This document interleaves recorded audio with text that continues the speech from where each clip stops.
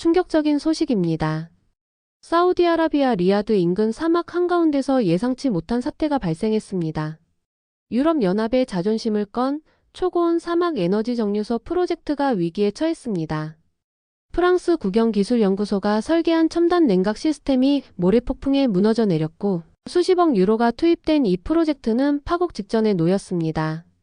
파리 본사는 현장 책임자 엘리사 뒤부아에게 최후 통첩을 보냈습니다.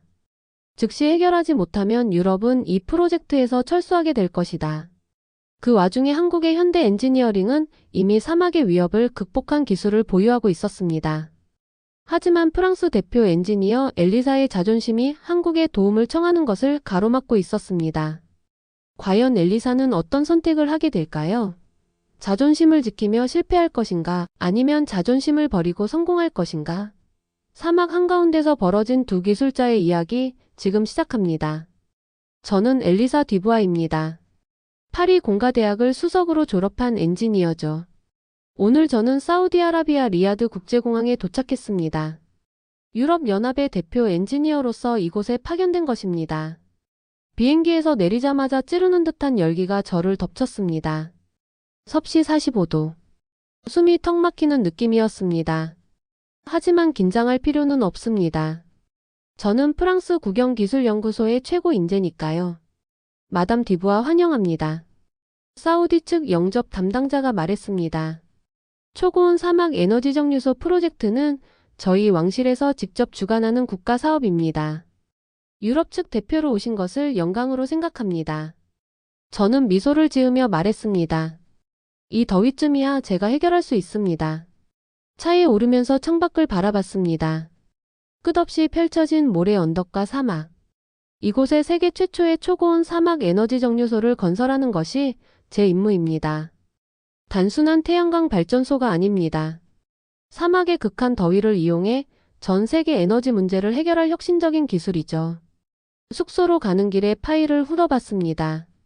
흥미로운 점은 이 프로젝트에 아시아 국가들도 참여한다는 것입니다. 특히 한국의 현대 엔지니어링이 주요 협력사로 등록되어 있었습니다. 솔직히 의아했습니다. 프랑스의 기술력은 세계 최고인데 왜 현대 엔지니어링과 같은 다른 나라의 회사 도움이 필요할까요?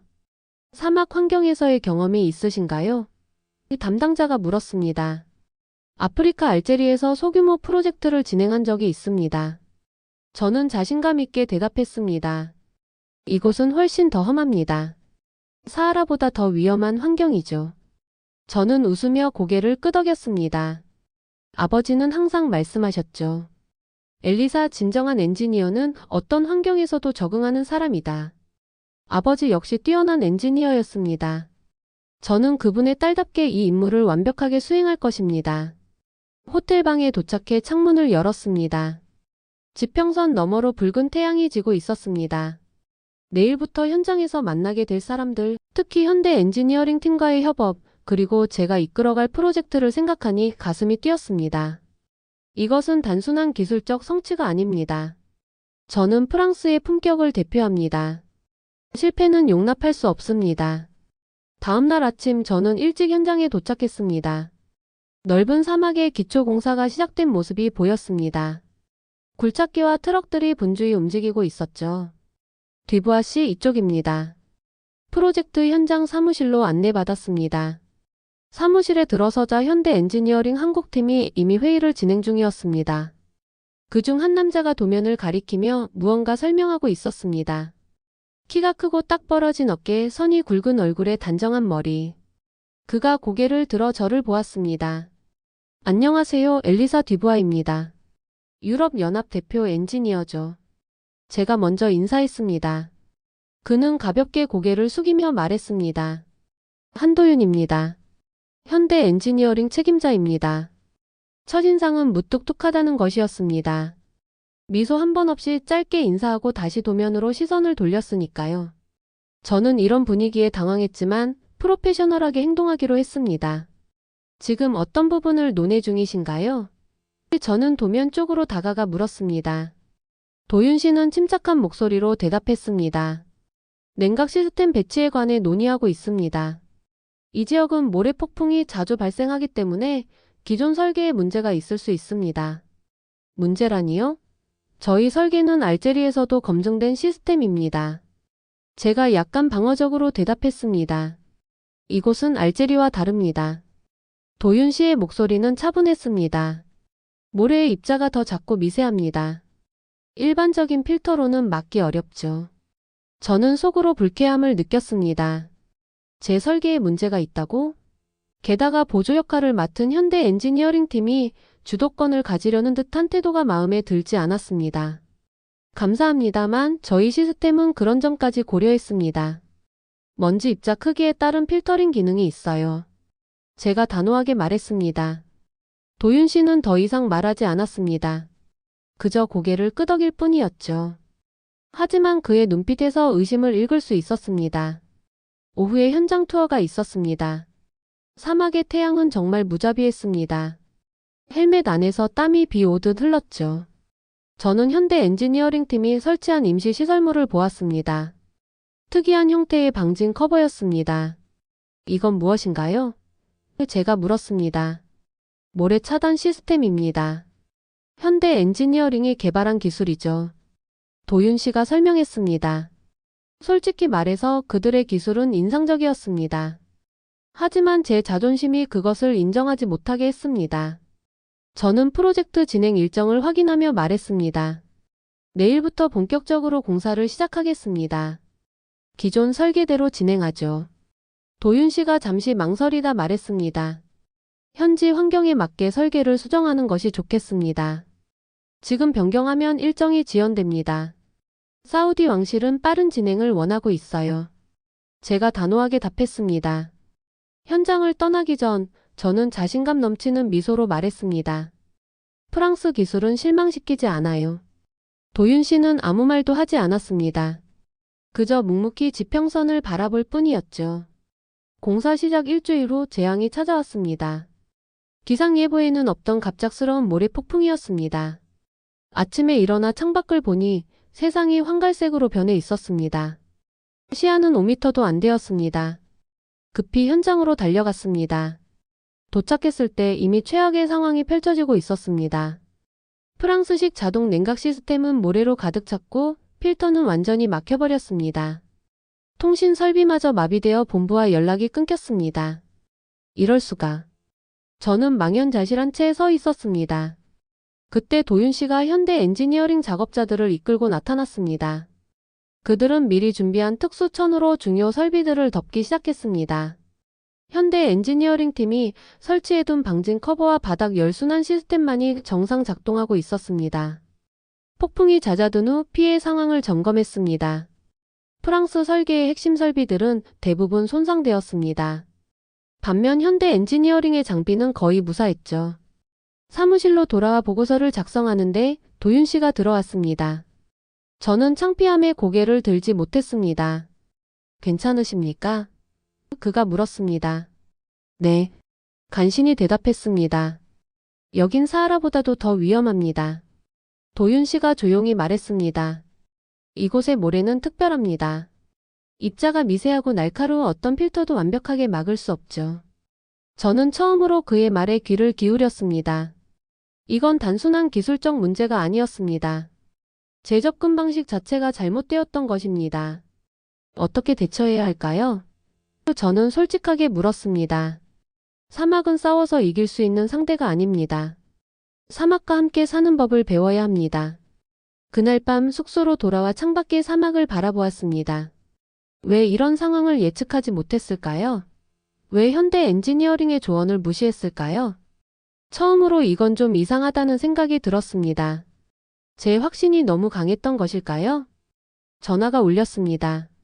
파리 본사였습니다. 엘리사, 현장 상황이 심각하다고 들었다. 어떻게 된 거지?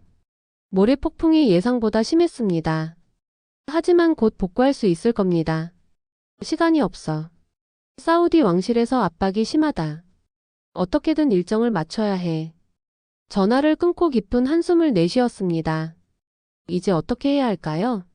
프랑스의 기술력을 지키기 위해서라도 무언가 다른 접근이 필요했습니다. 그날 밤 잠을 이루지 못했습니다. 머릿속에서는 아버지의 목소리가 계속 울려 퍼졌습니다. 엘리사 기술은 미학보다 환경을 먼저 고려해야 한다. 아버지는 프랑스 최고의 환경공학자였습니다. 그분은 항상 현지 환경에 맞는 설계를 강조하셨죠. 하지만 저는 어땠나요? 프랑스 기술의 우수성을 과시하기에 급급해 현지 상황을 무시했습니다. 아침 일찍 사무실에 도착했습니다. 한국팀은 이미 복구 작업을 시작하고 있었습니다. 도윤 씨는 밤새 잠을 자지 않은 듯 했습니다. 눈 밑에 검은 그림자가 드리워져 있었죠. 도윤 씨, 잠시 이야기 좀 할 수 있을까요? 제가 말했습니다. 네, 말씀하세요. 그는 피곤한 눈으로 저를 바라보았습니다. 한국팀의 방진 기술. 더 자세히 알고 싶습니다. 도윤 씨의 눈이 살짝 커졌습니다. 아마 제가 도움을 요청할 거라고는 예상하지 못했던 것 같습니다. 물론입니다. 우리 기술을 공유하겠습니다. 그날 오후 우리는 설계도를 함께 검토했습니다. 한국팀의 접근 방식은 놀라웠습니다. 그들은 모래를 막는 것이 아니라 모래와 함께 작동하는 시스템을 만들었습니다. 모래가 들어와도 자동으로 배출되는 구조였죠. 하지만 그때 파리에서 새로운 지시가 내려왔습니다. 일정을 2주 앞당겨라. 이건 불가능합니다. 제가 항의했습니다. 우리는 지금 복구 작업 중이에요. 사우디 왕실의 요청이다. 거절할 수 없어. 회의실에서 나온 후 저는 깊은 고민에 빠졌습니다. 한국팀의 기술을 도입하면 시간이 더 필요합니다. 하지만 이대로 강행하면 또다시 실패할 위험이 있습니다. 자존심이 저를 괴롭혔습니다. 프랑스 대표 엔지니어로서 다른 나라의 기술에 의존한다는 것은 수치스러운 일이었습니다. 하지만 또 다른 실패는 더 큰 수치가 될 것입니다. 결국 저는 무리한 강행을 선택했습니다. 최소한의 수정만 하고 공사를 재개했죠. 도윤 씨는 말없이 지켜보았습니다. 그의 눈빛에서 실망감을 읽을 수 있었습니다. 이틀 후 두 번째 모래 폭풍이 왔습니다. 이번에는 더 강력했습니다. 급히 보강한 설비들도 무너졌고 핵심 장비 몇 개가 완전히 파손되었습니다. 피해 규모는 상상을 초월했습니다. 파리 본사에서는 유럽팀 철수를 검토하기 시작했습니다. 상황이 개선되지 않으면 프로젝트에서 물러나야 할지도 모른다. 저는 무너지는 심정이었습니다. 아버지가 보시면 뭐라고 하실까요? 그분은 저를 실망스러워 하실 겁니다. 이것은 단순한 직업적 실패가 아니라 제 신념과 접근 방식의 실패였습니다. 두 번째 폭풍이 지나간 후 사무실은 침묵에 휩싸였습니다. 유럽팀 대부분은 희망을 잃은 듯 했습니다. 저는 창가에 서서 황량한 사막을 바라보고 있었습니다. 문이 열리고 도윤 씨가 들어왔습니다. 그는 아무 말 없이 제 책상에 파일 하나를 올려놓았습니다. 이게 뭔가요? 제가 물었습니다. 방진 기술 전체 매뉴얼입니다. 이건 프랑스도 써도 되는 기술입니다. 저는 놀라서 그를 바라보았습니다. 경쟁 관계인 우리에게 핵심 기술을 공유한다고요? 왜요? 제가 물었습니다. 도윤 씨는 잠시 망설이다 말했습니다. 이 프로젝트는 한 국가의 성공이 아니라 인류의 미래를 위한 것입니다. 저희는 그렇게 생각합니다. 그의 말에 가슴이 뭉클해졌습니다. 저는 국가의 자존심만 생각했는데 그는 더 큰 그림을 보고 있었습니다. 그날 밤 예상치 못한 비가 내렸습니다. 사막에서의 비는 축복이자 재앙입니다. 습기로 인해 장비들이 손상될 수 있기 때문입니다. 긴급 상황을 대비해 모두가 현장으로 모였습니다. 비가 쏟아지는 가운데 도윤 씨는 묵묵히 장비들을 점검하고 있었습니다. 저도 그에게 다가가 함께 일했습니다. 우리는 말없이 서로를 도왔습니다. 빗속에서 장비를 옮기고 방수포를 씌우고 물이 고인 곳을 배수했습니다. 새벽녘 비가 그쳤을 때 우리는 모두 흠뻑 젖어 있었습니다. 도윤 씨가 제게 따뜻한 커피를 건넸습니다. 감사합니다. 그는 고개를 끄덕일 뿐이었습니다. 하지만 그 모습에서 처음으로 따뜻함을 느꼈습니다. 이 사람은 제가 생각했던 것과 다릅니다. 그는 경쟁자가 아니라 동료였습니다. 다음 날 저는 한국팀의 기술을 자세히 살펴보기 시작했습니다. 그들의 접근 방식은 놀라웠습니다. 모든 설계가 현지 환경에 맞춰져 있었습니다. 심지어 그들은 사우디 현지 기술자들의 의견까지 반영했더군요. 도윤 씨는 밤늦게까지 저와 함께 설계를 검토했습니다. 그는 인내심을 가지고 모든 질문에 답해 주었습니다. 처음으로 저는 배움의 자세를 가졌습니다. 프랑스 엔지니어로서의 자존심이 아니라 한 사람의 엔지니어로서 진정한 솔루션을 찾고자 했습니다. 그와 함께 일하면서 저는 점점 변화하고 있었습니다. 그의 묵묵함 속에 담긴 진정성, 경쟁보다 협력을 중시하는 태도, 그리고 무엇보다 환경을 존중하는 철학에 감명받았습니다. 도윤 씨는 언제부터 사막 환경에서 일하셨나요? 제가 물었습니다. 3년 전 중동에서 첫 프로젝트를 시작했습니다. 처음에는 저도 많이 실패했습니다. 그의 솔직한 고백에 저는 조금 위안을 얻었습니다. 실패는 누구에게나 있는 것이고 중요한 것은 그 후의 대응이라는 것을 깨달았습니다. 파리에서 온 전화는 냉정했습니다. 상황이 개선되지 않으면 철수를 준비하라. 유럽 언론은 이미 우리의 실패를 크게 보도하고 있었습니다. 프랑스 기술의 한계 사막에서 무릎 꿇다. 유럽의 자존심에 금가다 같은 헤드라인이 연일 나왔습니다. 저는 자존심이 상했지만 이제는 다른 생각이 들었습니다. 어떻게 하면 이 프로젝트를 성공시킬 수 있을까? 그것만이 중요했습니다. 사무실 테라스에서 저녁을 먹고 있을 때 도윤 씨가 다가왔습니다. 괜찮으세요? 그가 물었습니다. 솔직히 말하면 아니요. 제가 웃으며 말했습니다. 하지만 포기하지는 않을 겁니다. 잠시 침묵이 흘렀습니다. 저는 용기를 내어 물었습니다. 왜 저를 돕는 거죠? 우리는 경쟁사인데. 도윤 씨는 잠시 생각하더니 말했습니다. 한국에서는 산을 오를 때 자기 길만 보지 말고 주변도 살펴야 한다고 합니다. 우리는 실패를 두려워하는 대신 현장을 먼저 봅니다. 그의 말에 마음속에서 무언가가 무너지는 것을 느꼈습니다. 그것은 자존심이었을까요? 아니면 오랫동안 쌓아온 편견이었을까요? 저는 잘못된 접근을 했습니다. 제가 고백했습니다. 프랑스 기술의 우수성을 증명하려는 욕심에 현지 상황을 무시했어요. 도윤 씨와 한국팀의 조언을 더 일찍 들었어야 했습니다. 도윤 씨는 미소를 지었습니다. 처음 보는 그의 미소였습니다. 따뜻하고 진심 어린 미소였죠. 늦지 않았습니다. 아직 할 수 있습니다. 다음 날 우리는 함께 새로운 계획을 세웠습니다. 한국팀의 방진 기술을 기반으로 하되 프랑스의 냉각 시스템을 결합한 하이브리드 설계였습니다. 두 나라의 강점을 살린 접근법이었죠. 저는 파리 본사에 화상회의를 요청했습니다. 처음에 그들은 의심스러워했습니다. 하지만 도윤 씨와 함께 준비한 상세한 계획과 시뮬레이션 결과를 보고 서서히 마음을 돌리기 시작했습니다. 이 방식이라면 성공 확률이 높아 보인다. 본사 책임자가 말했습니다. 하지만 시간이 더 필요할 텐데. 사우디 측과 협상하겠습니다. 제가 자신감 있게 말했습니다. 그들도 성공적인 결과를 원할 테니까요. 회의가 끝난 후 도윤 씨가 제 어깨를 가볍게 두드렸습니다. 잘하셨습니다. 그 단순한 칭찬이 저에게는 큰 격려가 되었습니다. 이제 저는 자존심이 아니라 진심과 책임으로 움직이기 시작했습니다. 새로운 계획으로 작업을 시작한 지 3주째, 세 번째 모래 폭풍이 왔습니다. 이번에는 이전과 달리 어느 정도 준비가 되어 있었습니다. 하지만 자연의 힘은 예상을 뛰어넘었습니다.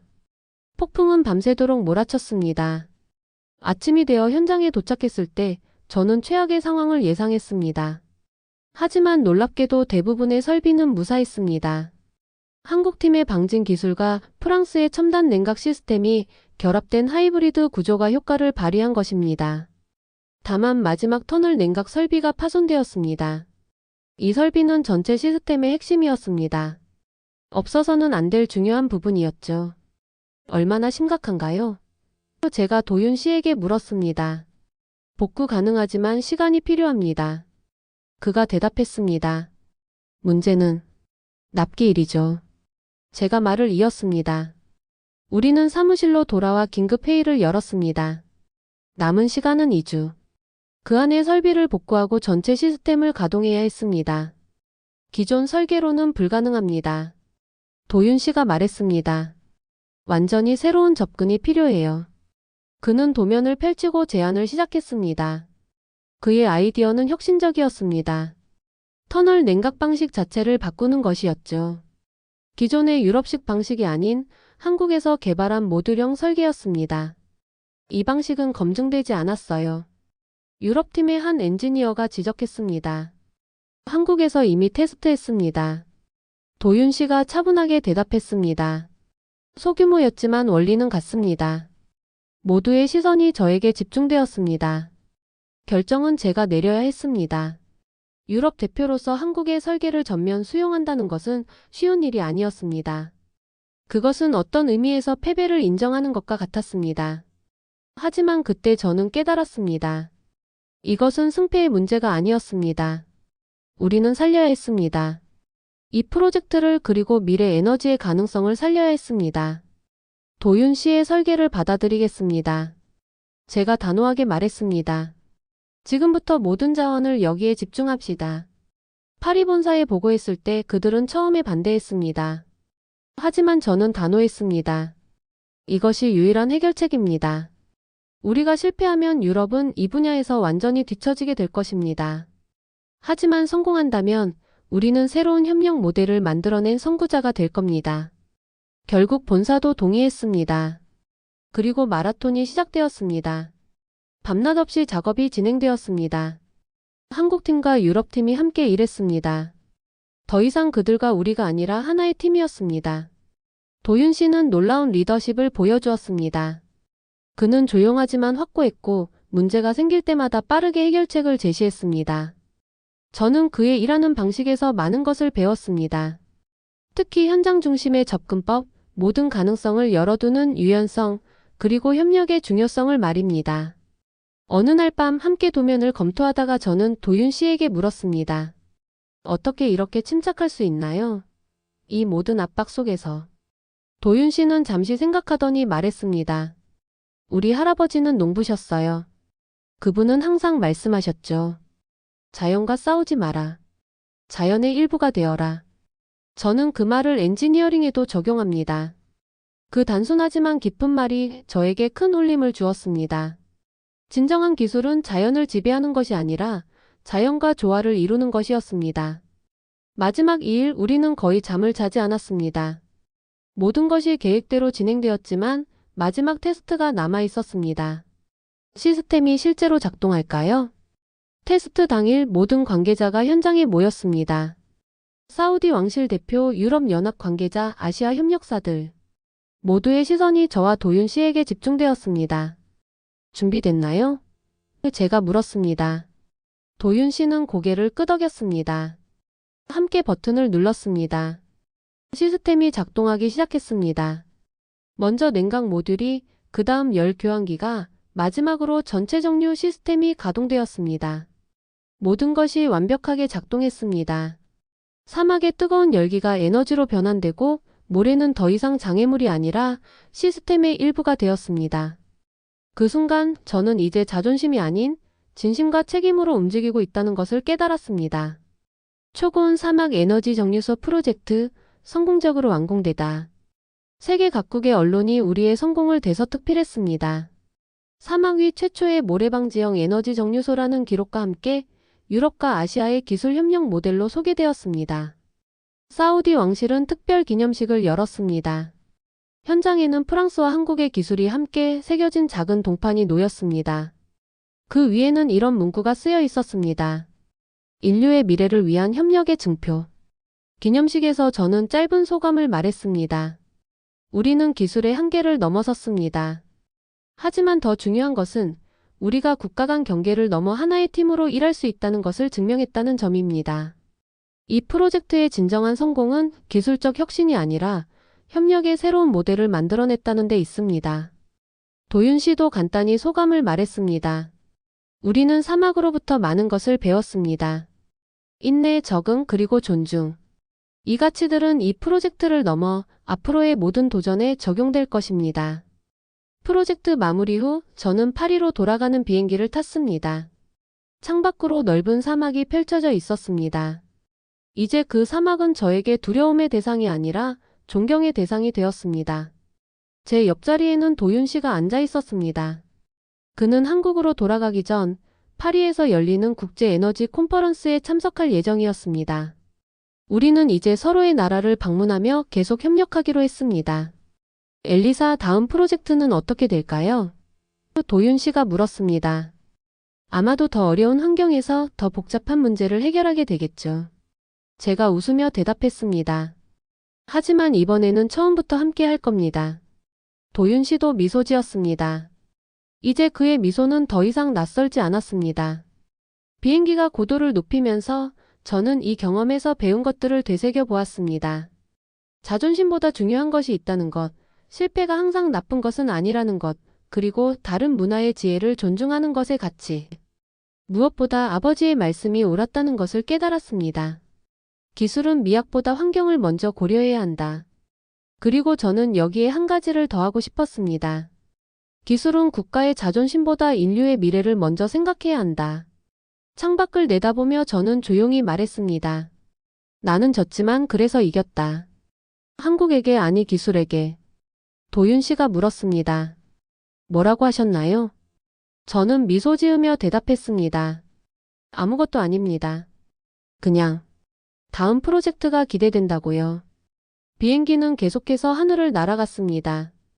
아래로는 사막이, 앞으로는 새로운 가능성이 펼쳐져 있었습니다. 우리가 함께한다면 어떤 도전도 극복할 수 있을 것입니다. 사막은 저에게 가장 중요한 교훈을 주었습니다. 진정한 강함은 홀로 서는 것이 아니라 함께 나아가는 것이라는 사실을. 그리고 때로는 자존심을 내려놓는 것이 더 큰 승리로 이어진다는 것을. 이제 저는 더 이상 선택받은 여자가 아니라 배움을 선택한 여자로 새롭게 태어났습니다. 그리고 이 여정은 이제 막 시작되었습니다. 오늘의 사연 어떠셨나요? 여러분의 생각도 댓글과 사연으로 함께 나눠주세요. 저는 여러분이 눌러주시는 좋아요에 힘을 얻어 더 흥미롭고 좋은 영상으로 돌아오겠습니다. 오늘도 이야기 들어주셔서 감사합니다. 행복한 하루 되세요.